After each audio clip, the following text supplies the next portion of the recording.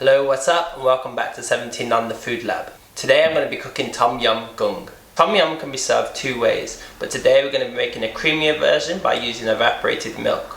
Before we begin, don't forget to like, comment and subscribe to this channel. I hope you like this recipe and let's get straight into it.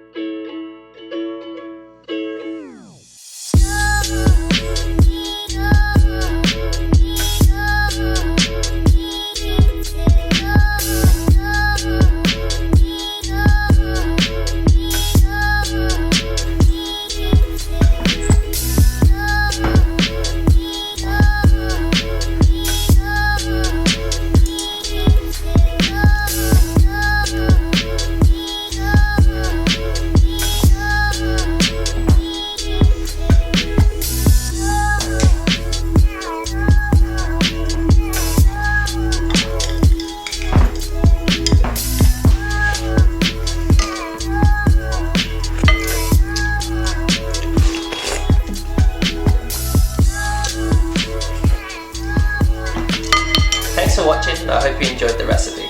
And before you go, share this recipe and don't forget to subscribe. Until next time, peace.